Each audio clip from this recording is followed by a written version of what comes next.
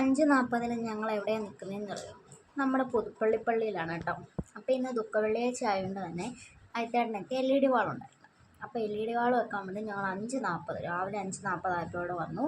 LED വാൾ ഇന്നലെ ഇവരെ കൊണ്ട് സെറ്റാക്കിയിരുന്നു. അപ്പോൾ നമുക്കിന്ന് രാവിലെ ഇത് ഓണാക്കി കൊടുക്കേണ്ട ചുമതല ഉണ്ടായിരുന്നതുകൊണ്ട് ഞങ്ങളിങ്ങ് പോന്നു. അപ്പം എനിക്ക് എന്തായാലും ഇന്ന് പള്ളിയിൽ പോകേണ്ട ദിവസമായതുകൊണ്ട് ഞാൻ പിന്നെ ഈ പള്ളിയിലോട്ട് തന്നെ വന്നു കേട്ടോ. ഞാനും പിന്നെ അയത്തേട്ടൻ്റെ കൂടെ വന്നു. അപ്പോൾ ഞങ്ങളത് 5:40 ആയപ്പോൾ നൈറ്റേട്ടൻ പോയി LED വാളൊക്കെ ഓണാക്കാൻ നോക്കുകയാണ്.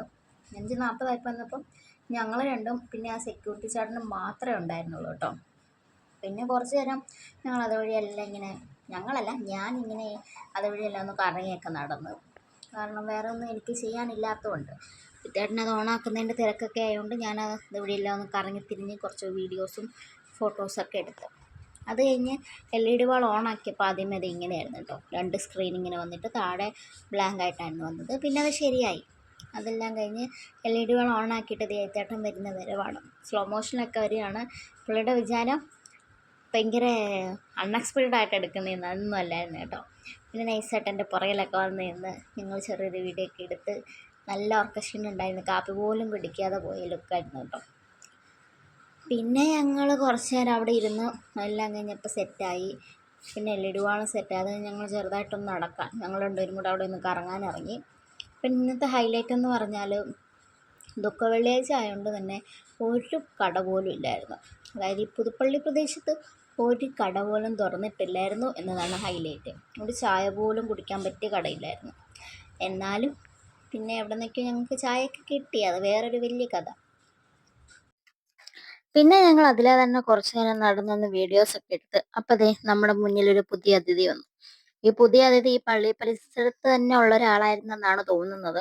ഞങ്ങൾ ഇറങ്ങിയപ്പോഴേ ഞങ്ങൾ മെഴുകുതിരി മേടിച്ചോണ്ട് വന്നപ്പോൾ കഴിക്കാൻ ഏതാണ്ടാന്ന് തെറ്റിദ്ധരിച്ച് ഞങ്ങൾ അടുത്ത് കൂടിയായിരുന്നു. പക്ഷെ അത് മെഴുകുതിരിയാണെന്നറിഞ്ഞപ്പോൾ ആളങ്ങ് മാറിപ്പോയായിരുന്നു കേട്ടോ. പിന്നെ ഞങ്ങൾ മെഴുകുതിരിയൊക്കെ മേടിച്ച് കത്തിച്ചു. പിന്നെ ഞങ്ങൾ പോയത് അവിടെ നമ്മുടെ ഉമ്മൻചാണ്ടി സാറിൻ്റെ കല്ലറ ഉണ്ടായിരുന്നു കേട്ടോ. അപ്പം അതിന് മുമ്പൊക്കെ ഞാൻ പള്ളിയിൽ പോയിട്ടുണ്ടായിട്ടും ഉമ്മൻചാണ്ടി സാറ് മരിച്ചതിന് ശേഷം ഞങ്ങളവിടെ പോയിട്ടില്ല. ഞാൻ ആദ്യമായിട്ടാണ് കേട്ടോ കല്ലറ കാണുന്നത്. അപ്പം അതൊന്ന് കുറച്ച് നേരം അവിടെ നിന്ന് കുറച്ച് നേരം നിന്നു.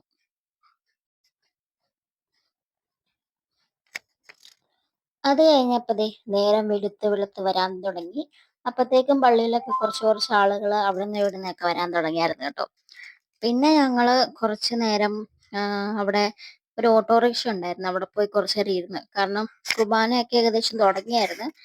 പിന്നെ നമുക്ക് വലിയ പരിചയമില്ലാത്ത കുർബാന ആയതുകൊണ്ട് ഞാനധികം അവിടെ നിന്നു. അപ്പം നമ്മളതേ പുതുപ്പള്ളിയിൽ വന്നിട്ട് പുതുപ്പള്ളി പള്ളിയുടെ അവിടെ സൈഡിലായിട്ട് ഒരു വഴി കണ്ടു. അപ്പോൾ ആ വഴി ഞങ്ങളിങ്ങനെ വന്ന് നോക്കിയതാണ് കേട്ടോ. നല്ല അടിപൊളി സ്ഥലമാണ്. ഇവിടെ കുറേ മണി പ്ലാന്റ് ഇത് തപ്പിയാണ് വന്നത്. അത് കുറേ കിട്ടി. മഞ്ചാടി മരം കണ്ടു. നല്ല അടിപൊളി സ്ഥലമാണ് കേട്ടോ. ഞാൻ കാണിച്ചില്ല. ഇത് ആ വഴി കൂടെയാണ് നമ്മൾ ഇറങ്ങി വന്നത്. ഇവിടെ ഒരു വീടുണ്ട്.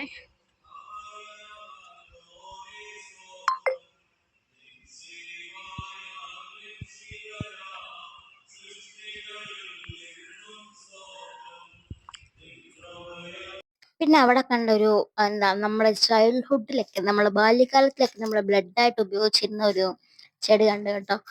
അത് ഞാൻ കുറേ നാളായി കണ്ടിട്ട്. അപ്പോൾ ഇവിടെ വന്നപ്പോഴാണ് കാണുന്നത്.